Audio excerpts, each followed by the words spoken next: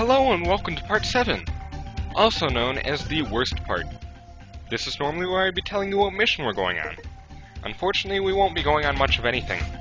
Instead, we'll just be going around tying up those loose ends we've created through the game. Collecting cyber elves we've skipped, like that one, leveling up our new weapon, getting a new weapon, leveling that new weapon up, and showing off a few special things and tricks. Firstly, we'll be gaining the levels for the triple rod. We'll be grinding these totem enemies, seeing as they respawn infinitely, and are the best place in the game other than the abandoned lab to level up weapons. For skill up, extend allows us to extend it once, which gives us an extended range, and is nice, I guess. There you are. And here's our next skill up. Obviously I'm editing to speed the process up a little. So now we can extend it up to 3 times.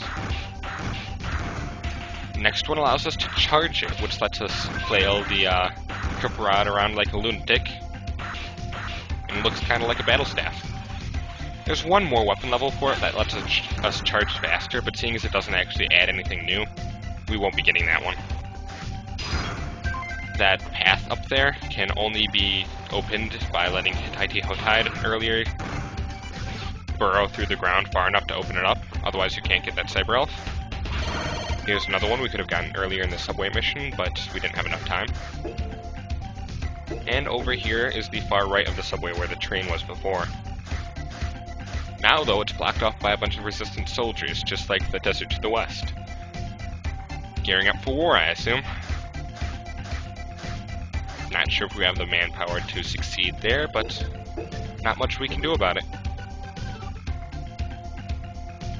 Now up here is how the subway area connects to the abandoned factory area. By following the path, you'll pass a door, which is the transfer for this area. We'll be activating that in a bit. And by going up the longest ladder in the game, it'll bring us right to the abandoned factory. Wonderful. I like this female Reploid model, but it doesn't appear in any of the later games, which is kind of a shame. No enemies here, but the abandoned factory has been stocked with a bunch of E-crystal pickups. And that's pretty nice. It's a good place in the game to grind for E-crystals.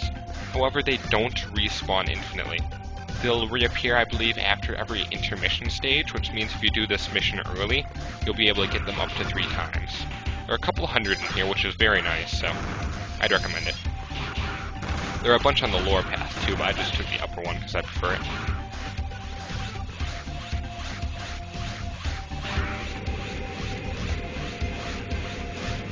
A couple resistance members to talk to, too, if you want to.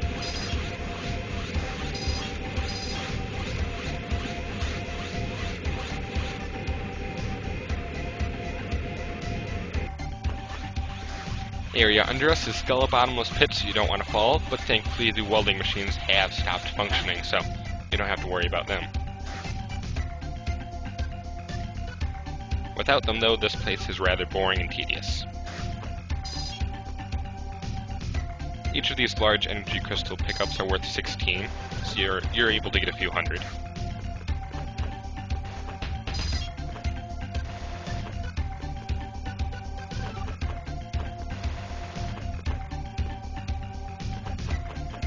Nice amount up here.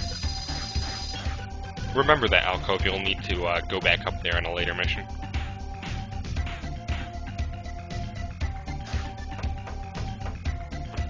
Funnily enough, even though all the other enemies and machinery has stopped functioning, these electricity enemies are still going, so watch out for them.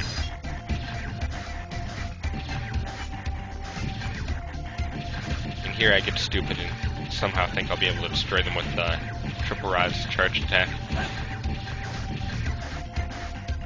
If you use the charge attack in the air instead of on ground, he'll twirl it in front of him instead of diagonally above him. And this room is very, very nice, as a couple hundred just by itself. Now we'll be jump cutting back to that trans server. And here we are. One more trans server activating. Seeing as we've gotten all the cyber elves, though, it doesn't really matter.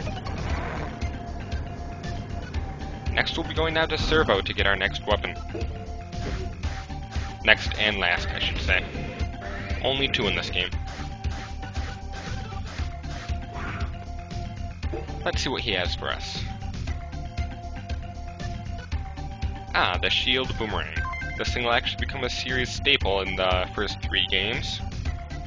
And I don't use it much, but it can be pretty useful.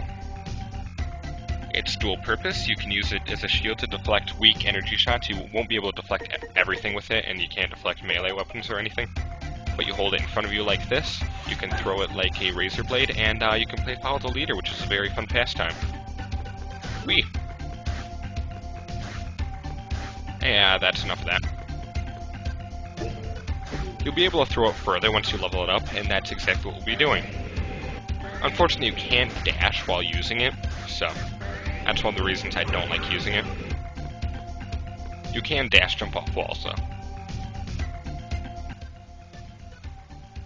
And we'll be going back to the abandoned residential district. Stabbing some robots.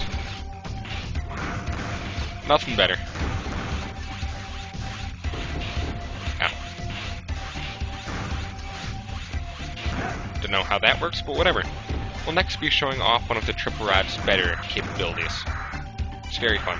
Bouncy, bouncy, bouncy, bouncy, bouncy. That's enough of that. Now to level up that shield boomerang, there's actually a trick to this one.